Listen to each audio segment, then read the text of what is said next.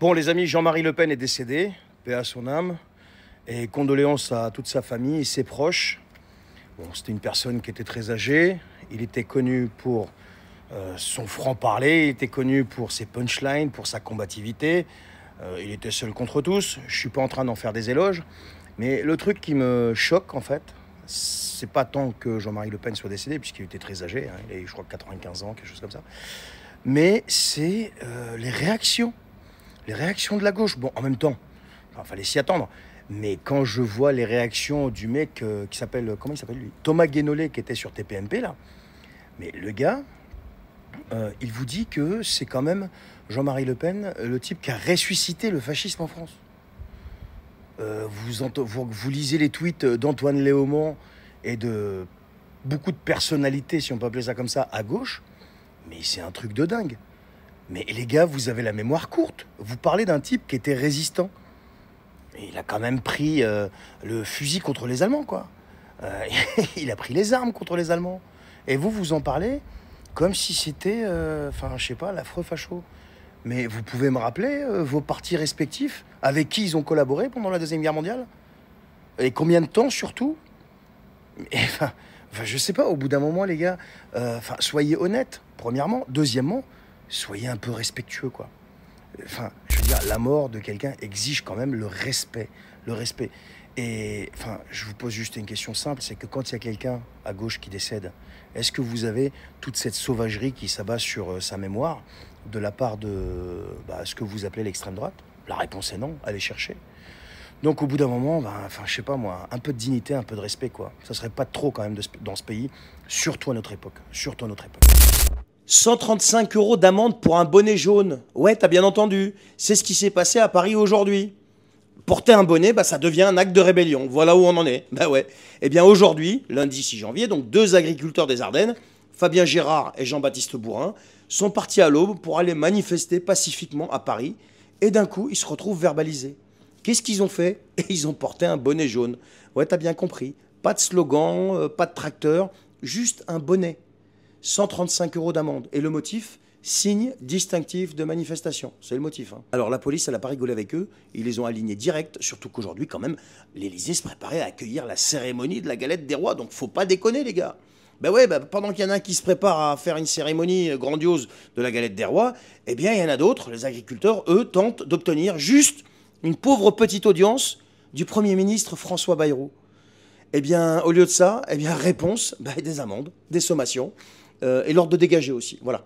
Donc la colère monte. Ils étaient là juste pour dénoncer l'absence totale de dialogue face à une crise quand même qui est en train de les détruire, de les étouffer complètement. Eh bien, à la place de parler au Premier ministre, pour avoir un petit dialogue quand même, ce sont les forces de l'ordre qui leur ont répondu. Un bonnet jaune et 135 € d'amende. Impressionnant. Moi, ça me rappelle l'histoire de, vous savez, l'interdiction des drapeaux français pendant les manifestations. C'était un peu le même scénario, là. Il y a eu des prunes, il y a eu tout ça. Vous vous souvenez des vidéos qu'on avait vues? Où est-ce qu'on en est arrivé, sérieux? Les amis, je vais vous montrer une image, mais vous rigolez pas. Interdiction de se moquer. Promettez-le moi. Alors, c'est une map monde. Et étant donné qu'en ce moment, on est sur un délire critères, pollution, qualité de l'air, je sais pas quoi, j'ai trouvé cette map monde qu'on m'a envoyée. Je remercie la personne qui me l'a envoyée. Elle illustre parfaitement ce qui est en train de se passer. Regardez.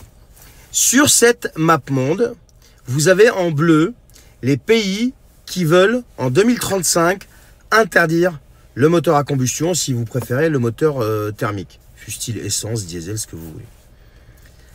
Est-ce que vous croyez franchement, c'est pour ça que je vous dis qu'il ne faut pas rigoler, est-ce que vous croyez franchement que c'est signifiant pour la planète? Regardez sur cette map monde la taille de la Russie, la taille de la Chine, la taille des États-Unis, la taille de l'Inde. Quand vous prenez les États-Unis, il y a aussi l'Amérique latine, le Brésil, etc. Mais rien que les États-Unis, la Russie, la Chine et l'Inde, quand vous comparez à la taille des pays européens, donc c'est l'Europe, qui veulent interdire les voitures à moteur thermique, mais est-ce que vous croyez qu'on n'est pas dans du ridicule et qu'on se moque de nous là? Est-ce que vous croyez que ça va changer quelque chose à la qualité de l'air? Non mais franchement, à part encore faire subir les conséquences de ces décisions complètement débiles, toujours aux mêmes, à ceux qui ne peuvent pas se permettre de racheter des voitures neuves ou encore des voitures électriques. Moi, j'ai un Hyundai Kona. J'ai acheté ce Hyundai Kona en 2019, je crois, 2020, 2019. 27 000 euros. Aujourd'hui, si je veux aller changer mon Kona et reprendre un Kona à peu près équivalent, hein, bon, c'est un essence. Si je veux prendre donc un hybride, et vous savez combien ça coûte? C'est presque 40 000 balles. On parle pas d'une Merco, on parle d'un Hyundai Kona. Et t'as encore ces pays-là, qui eux, qui sont insignifiants par rapport à la taille de la planète, 510 millions de kilomètres carrés quand même, eh bien, qui veulent révolutionner le monde de l'écologie, la qualité de l'air, je sais pas quoi. Dites-moi ce que vous en pensez. Est-ce qu'ils vont parvenir à convertir toute la planète à leur idéologie, ou alors est-ce que c'est vraiment ridicule? Bon les amis, il faut qu'on en parle. Je vois des gens qui appellent à la désobéissance concernant les vignettes critères, là. Vous savez, sur les ZFE, les fameuses zones à faible émission. Bon, je suis totalement d'accord. Je suis entièrement d'accord. Mais il y a quand même un petit problème. Les gens, ils se rendent même pas compte, ceux qui appellent, si vous voulez, à la désobéissance, qui ils appellent à la désobéissance. Rappelez-vous quand même ce qui s'est passé pendant le Coco. Les gens, vous êtes en train d'appeler à la désobéissance les mêmes personnes qui ont, pendant cette période, accepté d'aller sur Internet, sur le site du ministère de je sais pas quoi, télécharger une application au format PDF, l'imprimer et la remplir en écrivant « Je sous-signé monsieur ou madame Intel » m'autorise à sortir, à aller faire ceci, faire cela, faire pipi à mon chien ou je sais pas quoi. Faire les courses, aller au sport, ce que vous voulez, aller me promener, voilà. Donc vous êtes en train d'appeler ces gens-là à désobéir. Est-ce que vous vous rendez compte de la portée? Alors, le combat est légitime, encore une fois, je ne suis pas en train de... Bien au contraire, j'ai fait une vidéo sur le côté ridicule de cette histoire, en expliquant qu'on représente au niveau surface planétaire 0,11%, donc des 510 millions de kilomètres carrés que la planète fait en surface, et au niveau population, on représente 0,85%. J'ai expliqué, si tu alignais 100 personnes, 100 terriens, eh bien tu ne trouverais même pas un Français. Donc, tu vois, je suis totalement d'accord avec vous. Mais il faut garder à l'esprit qui vous appelez à désobéir. Voilà. Vous appelez à désobéir des gens qui ont accepté de se signer des autorisations à eux-mêmes. Réfléchissez les gens.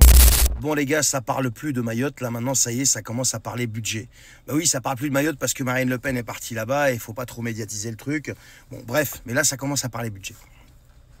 François Bayrou a remis ça sur la table et ils vont recommencer les débats bientôt à l'Assemblée. Bien sûr, quand la rentrée parlementaire va avoir lieu, je crois que c'est le 14, hein, parce que c'était jusqu'au 13 janvier, donc jusqu'au 14. Moi, je vous dis que sur le budget, ils ne vont pas s'entendre. C'est certain, mais c'est sûr et certain. Comment voulez-vous qu'un Premier ministre qui est minoritaire dans les urnes, et son parti est minoritaire dans les urnes, puisse faire accepter un budget à une assemblée complètement divisée, où vous avez un bloc à gauche qui est majoritaire et un bloc complètement à droite, donc ce qu'ils appellent l'extrême droite, donc le Rassemblement national, je n'appelle pas l'extrême droite, parce que c'est pas l'extrême droite, l'extrême droite c'est complètement autre chose. Pardon, ce bloc-là puisse s'entendre avec, ces deux blocs-là puissent s'entendre avec le Premier ministre sur le budget. La stratégie du MacMac est bien huilée et fonctionne très bien. Rendre le pays ingouvernable. Et il est en train de rendre le pays ingouvernable. Il est complètement gouvernable. Il l'a été sous Barnier, même avant. Sous Barnier, il n'a même pas eu le temps d'en placer une.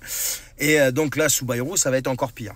Et vous verrez qu'après Bayrou, étant donné qu'on est déjà en 2025 et la France n'est toujours pas dotée d'un budget, eh bien, il y aura toutes les raisons réunies pour activer ce fameux article 16.